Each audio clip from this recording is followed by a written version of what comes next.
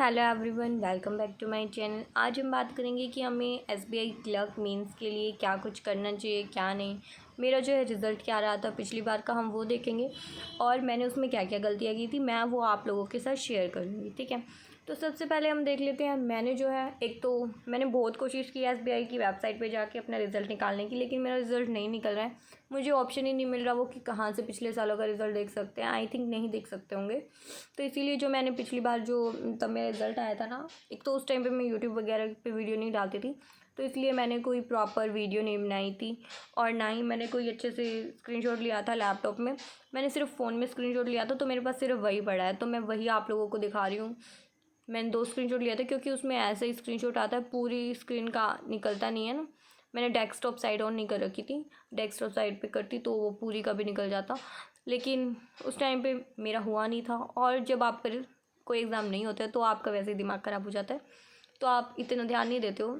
मैं तो स्क्रीनशॉट भी नहीं लेती, फिर मैं सोची चल स्क्रीनशॉट तो लेके रख ही लेती हूँ, अगली बार के लिए वैसे काम आ जाएगा, तो वही मैं आपको दिखा देती हूँ। ठीक है, तो सबसे पहली बात तो हमारा जो पिछली बार एग्ज़ाम हुआ था वो 10 और 12 अप्रैल को हुआ था, मतलब 2 दिन हुआ था और 3 शिफ्ट्स में हुआ था।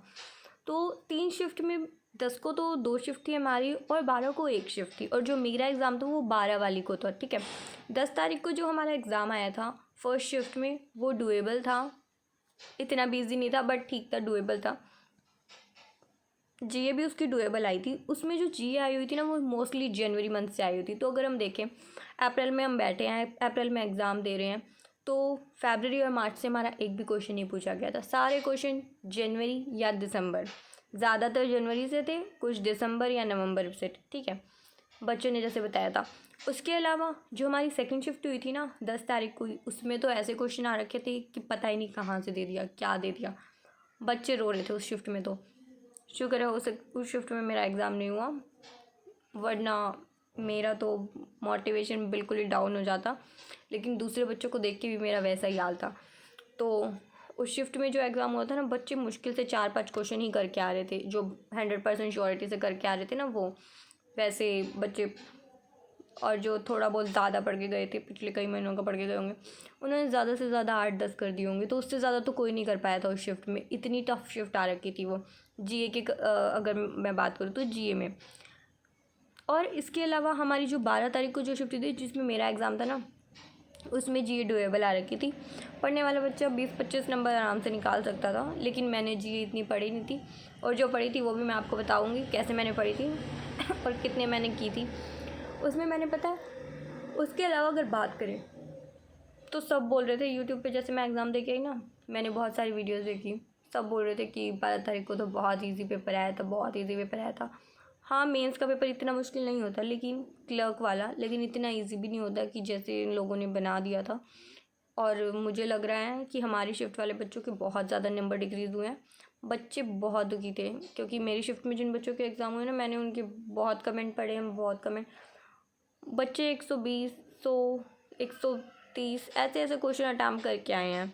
तो हाँ, पेपर तो डुएबल था, और वो भी जी की वजह से था। अगर जी में कोई बच्चा 30 अटैम्प्ट कर रहा है, तो बाकी सब्जेक्ट्स में भी 20-20 अटैम्प्ट कर देगा, तो वो 90-100 तक तो आराम से पहुंच ही जाएगा ना।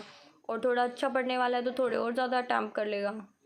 किसी ने क्रिटिकल रीजनिंग भी अटैम्प्ट की तो 5-7 नंबर तो उसी से इंक्रीज़ हो जाते हैं।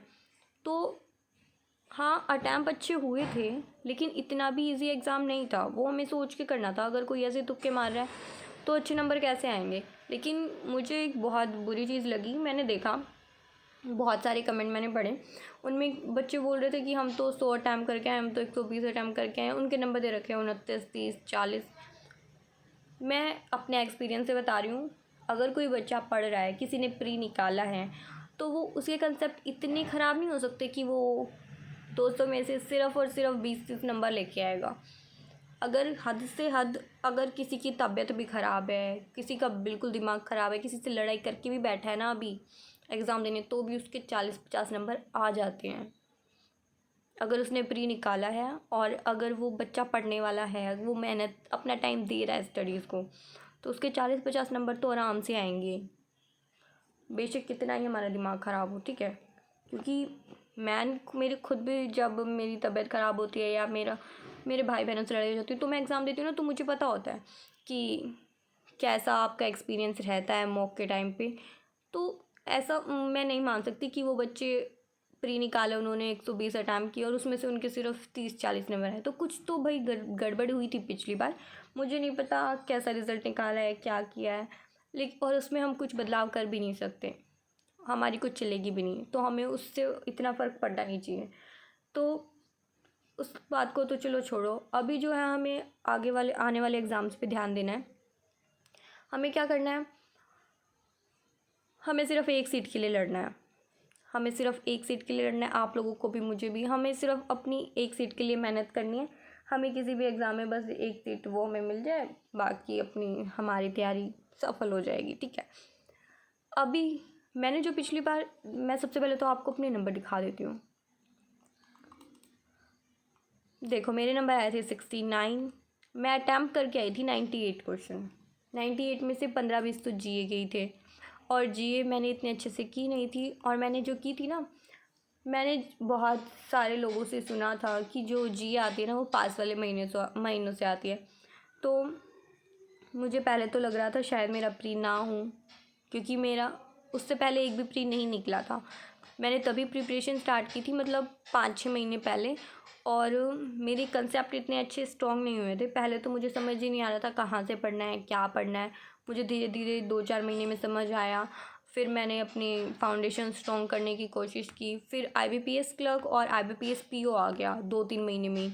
वो मैंने एग्ज़ाम दिए, मेरा प्री नहीं निकला उनका, तो मेरा मोरल वैसे ही डाउन हो गया। मुझे लगा कि अभी इस साल तो मेरा कुछ नहीं निकलने वाला, अगले साल के लिए मैं प्रिपेयर करती हूँ। लेकिन फिर SBI क्लर्क आ गया। PO के लिए मैं एलिजिबल नहीं थी, तो SBI क्लर्क आया तो मैंने वो भर दिया। मैंने सोचा कोई बात नहीं, ट्राई तो कर ही लेती हूँ, हो या ना हो।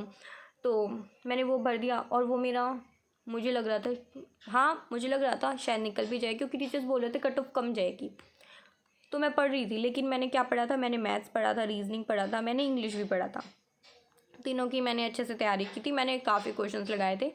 जिन जिन टीचर से मैं पढ़ती थी मैंने उनके भर भर के क्वेश्चन लगाए थे। इंग्लिश भी मैंने बहुत अच्छे से की थी अनुभव सर से। उसी टाइम पे वो अड्डा पे आए थे, मतलब कुछ महीने पहले आए थे, तो मैंने उनसे बहुत अच्छे से की थी इंग्लिश, और मेरी इंग्लिश काफ़ी स्ट्रॉन्ग भी हो गई थी। अच्छे नंबर आने लग गए थे, मेरे मॉक्स में बहुत अच्छे आ रहे थे। और रीजनिंग तो मेरी वैसे ही अच्छी थी, और मैथ्स में थोड़ी गड़बड़ होती है, लेकिन मैथ्स भी कर रही थी मैं, ठीक है। मैंने जो नहीं किया था वो जीए था। जीए का मैंने, जब मेरा रिज़ल्ट आया ना, 1 तारीख को आया था शायद हमारा रिज़ल्ट, और 10 और 12 को पेपर था। तो 1 तारीख को जब मेरा रिज़ल्ट आया ना, तो मुझे बहुत खुशी हुई, लेकिन फिर मुझे टेंशन भी हो गई कि मैंने जीए का तो कुछ पढ़ा ही नहीं। तो फिर मैंने जीए उसके बाद उठाई थी, और जीए जो मैंने उठाई ना, मैंने देखा था कि बच्चे बोल रहे थे पास वाले महीनों से ज़्यादा क्वेश्चन आते हैं, और टीचर्स भी बोल रहे थे। तो मैंने जो है अपनी स्टडी जो स्टार्ट की ना, मैंने वो मार्च से पढ़ा, क्योंकि अप्रैल में पेपर था। अप्रैल को मैं साथ के साथ लेके चल रही थी। 12 दिन का भी मैंने पढ़ा था, मतलब स्टार्टिंग का 1 हफ्ते का तो बिल्कुल पढ़ा था। और उसके अलावा मार्च का मैंने अच्छे से किया था, फरवरी का मैंने अच्छे से किया था। फरवरी में हमारा बजट आया था, बजट के भी मैंने अच्छे से रट्टे मारे थे, बहुत अच्छे से किया था मैंने फरवरी और मार्च। उसके बाद मैं जनवरी पे पहुंची हुई थी, तो फिर एग्ज़ाम ही आ गया था। जनवरी मैं कर रही थी उस टाइम पे, मैंने जनवरी स्टार्ट किया था, लगभग आधा हो गया होगा। अभी मुझे इतना अच्छे से ध्यान नहीं है, लेकिन मैं जनवरी करी थी, इतना मुझे याद, क्योंकि 10 दिन में बच्चा इतना कर भी नहीं सकता, और इतनी रिटेंशन पावर हमारी होती नहीं है कि हम 10 दिन में 6 महीने पढ़ ले, 4 महीने पढ़ ले। 2 महीने कंप्लीट हो गए थे, तीसरा मैं कर ही रही थी, इतना ही पॉसिबल था इतने टाइम में। तो फिर 10 तारीख को जो बच्चों का एग्ज़ाम हुआ, और सेकंड शिफ्ट का मैंने एनालिसिस देखा, उसके बाद तो जो मैंने पढ़ा था ना, मैं वो भी भूल गई। फिर मैंने सोचा आगे, फिर मेरे से कुछ पढ़ा ही नहीं गया। फिर मैंने सोचा कि मुझे ऐसे टेंशन हो गई कि भाई हमारे शिफ्ट में भी ऐसे क्वेश्चन आ जाएंगे, कुछ नहीं करा जाएगा, ये वो ओवर थिंकिंग स्टार्ट हो गई। और जब मेरी एक बार ओवर थिंकिंग स्टार्ट हो जाती है, उसके बाद तो कुछ नहीं कर पाती मैं। तो मैंने जनवरी जितनी की थी उतनी छोड़ दी। उसके बाद मैंने सोचा आगे कुछ करने का फ़ायदा है नहीं, आना होगा तो जितना पढ़ा है उसी में से आ जाएगा। फिर मैंने क्या किया, जो फरवरी और मार्च पढ़ा था ना, उसी को दोबारा रिवाइज़ किया सारे को। और एग्ज़ाम में जब जाकर देखा, फरवरी और मार्च से एक भी क्वेश्चन नहीं था। सारे के कुछ क्वेश्चन जनवरी से आए हुए थे, वो मैंने कर दिए होंगे।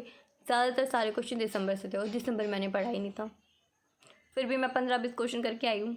तो आप लोग अंदाज़ा लगा सकते हो मैं 15-20 क्वेश्चन कैसे करके आई होंगी। तुक्के ही मार के आई होंगी, मुश्किल से 2-4 सही करके आई होंगी, बाकी तो मैंने तुक्के ही मारे थे। तो उसी वजह से मेरा स्कोर डाउन हुआ है। बाकी मैथ, इंग्लिश, रीजनिंग मेरा ठीक गया था। तो आप लोगों को ये गलती नहीं करनी है। अगर आपको जीए का कुछ नहीं आता है तो आप उसको बिल्कुल ही छोड़ देना, तुक्के मत मारना, क्योंकि नेगेटिव मार्किंग होती है इसमें। हमारी सेक्शनल कट ऑफ नहीं होती है, तो आपको इतनी टेंशन नहीं लेनी। जो आपके स्ट्रॉन्ग सब्जेक्ट है ना उस पर ध्यान दो, और ऐसा नहीं है जीए को बिल्कुल छोड़ दो, क्योंकि जीए कई बार डुएबल आ जाती है तो बच्चों के मार्क्स बहुत ज़्यादा बढ़ जाते हैं। तो आपको अपनी जीए को भी स्ट्रॉन्ग बनाना है। आप जीए ज़्यादा नहीं पढ़ सकते तो पिछले 4 महीने का पढ़ लो, क्योंकि IBPS PO मेंस में आपने देखा होगा पास वाले 2-3 महीनों से क्वेश्चन आए हुए थे, और पिछली बार जो मैंने SBI क्लर्क में देखा पिछले 3-4 महीने से क्वेश्चन आए थे, 4 महीने से, ठीक है। तो ज़्यादातर क्वेश्चन जो है ना 4-5 महीनों से ही आते हैं। और अगर आपके पास टाइम है, आपकी रिटेंशन पावर अच्छी है, आप अभी बचे हुए 10-12 दिनों में ज़्यादा कर सकते हो, तो आप लोग 6 महीने का भी कर लो, कोई दिक्कत वाली बात नहीं है, और ज़्यादा नंबर इंक्रीज़ हो जाएंगे आपके। लेकिन हाँ, एक बात अच्छे से ध्यान रखना, आपको अपने हर एक सब्जेक्ट को इक्वल टाइम देना है। ये नहीं है आपकी इंग्लिश अच्छी है तो इंग्लिश ही करे जा रहे हो, मैथ अच्छी है तो मैथ ही करे जा रहे हो। चलो मैथ अच्छी होगी, लेकिन मैथ में आप कितने क्वेश्चन कर लोगे? अगर आपके 50 क्वेश्चन आ रहे हैं तो क्या आप 50 के 50 अटैम्प्ट कर लोगे? इतनी किसी में पावर नहीं होती। वो भाई कुछ एक्स्ट्रा ऑर्डिनरी बच्चे होंगे, उनकी बात अलग है, लेकिन वैसे नॉर्मल बच्चा इतना अटैम्प्ट नहीं कर पाते हैं, ठीक है। जीए में आप 50 के 50 अटैम्प्ट जीए में भी नहीं कर पाओगे, चाहे आप कितना ही बढ़ के चले जाओ, क्योंकि वो जीए इतना भी डुएबल नहीं डालेगा। वो ज़्यादा से ज़्यादा पढ़ने वाला बच्चा भी 25-30 नंबर ही स्कोर कर पाएगा, जिसने इतने बार रिवीजन किया है, इतनी बार हर एक महीने को पढ़ा है, सब कुछ उसके दिमाग में बैठ गया है। वो भी बच्चा 25 से 30 ही स्कोर कर पाएगा, क्योंकि वो कुछ क्वेश्चन 15-20 क्वेश्चन तो ऐसे डालता है जो आउट ऑफ द सिलेबस होते हैं। ऐसे पुराने पिछले साल के डाल देगा, पुराने उससे भी 7-8 महीने पहले के डाल देगा, तो ऐसे क्वेश्चन डाल देंगे, ठीक है। तो आपको इतनी टेंशन नहीं लेनी है, आपको यही मान के चलना है कि आप जीए में कम से कम 10-15 स्कोर कर लें। अगर आपकी जीए अच्छी है, आप उस पर ध्यान दे रहे हो, तो आप 20 से 25 स्कोर कर लें। बाकी आप अपने ऐसे ही मार्क्स डिवाइड कर लें, आपकी जो जो स्ट्रेंथ है, जो नहीं है। बाकी मैं एक डिटेल में वीडियो डालूंगी SBI क्लर्क मेंस के लिए हमारी लास्ट 10 डेज़ की क्या स्ट्रेटेजी रहने वाली है, तो वो आप लोग देख लेना। मैं उसमें अच्छे से बता दूंगी कि हमें क्या करना है क्या नहीं अभी बचे हुए दिनों में। उसके अलावा आपने मेरा रिज़ल्ट देख ही लिया होगा, जो जो मैंने गलतियाँ की थी वो आप लोगों को बिल्कुल नहीं करनी है, और आपका रिज़ल्ट आ जाए उसके बाद आपको ज़्यादा हाइपर नहीं होना है। आपको अभी से अपनी धीरे धीरे तैयारी करनी है और ज़्यादा टेंशन नहीं लेनी है, ठीक है। और जो जनरल की कट ऑफ है आप देख सकते हो, हरियाणा की कितनी गई थी, 87.25, और उससे तो मेरे बहुत कम ही मार्क्स थे। वैसे अगर देखें ना तो मेरे मार्क्स काफ़ी डिक्रीज़ भी हुए हैं, क्योंकि मैंने 98 क्वेश्चन किए थे। 98 में से अगर मेरे 70 के अराउंड आ रहे हैं तो 30 नंबर घटा दिए उन्होंने, लगभग। इतने तो मैं गलत नहीं करके आई होंगी। जितने मैंने जनवरी के मतलब 4-5 तो जनवरी से आए हुए थे, तो वो तो मेरे बिल्कुल मैं शोल्डर ही करके आई थी। उसके अलावा बाकी में से भी कुछ तो एक आधे तो मैं ठीक करके आई होंगी। अब तो मुझे याद नहीं मैंने 15 क्वेश्चन किए थे या 20 किए थे, लेकिन इसके आसपास ही किए थे। और बाकी सारे सब्जेक्ट्स में जो शॉर्ट थी वही करके आई थी, तो उनमें नेगेटिव के चांसेस थोड़े कम ही हैं। हाँ, इंग्लिश में एक आधा नेगेटिव हो जाता है, लेकिन मैथ और रीजनिंग में तो जो जिसमें आप श्योर होते हो सिर्फ वही मार्क करते हो। तो चलो कोई बात नहीं, जैसा भी रिजल्ट रहा, 2-4 नंबर बढ़ भी जाते तो ऐसा तो है नहीं सिलेक्शन हो जाता, तो इसलिए इस बात के ऊपर इतनी टेंशन लेने की ज़रूरत नहीं है। तो इस बार हमें अच्छा करना है और इस बार हमें सिलेक्शन लेना ही लेना है, और कोई हमारे पास ऑप्शन नहीं है। तो आप अच्छे से अपनी तैयारी करिए और मेंस की मॉक टेस्ट वगैरह लगाते रहिए। बाकी मैं आपके लिए पूरी कंप्लीट वीडियो डाल दूँगी डिटेल में, 10 दिन में हमें क्या करना है, कितने मॉक लगाने हैं, कैसे क्या कुछ करना है, अपने मार्क्स को कैसे मैनेज करना है, ठीक है। अभी हम इस वीडियो को यहीं एंड करते हैं।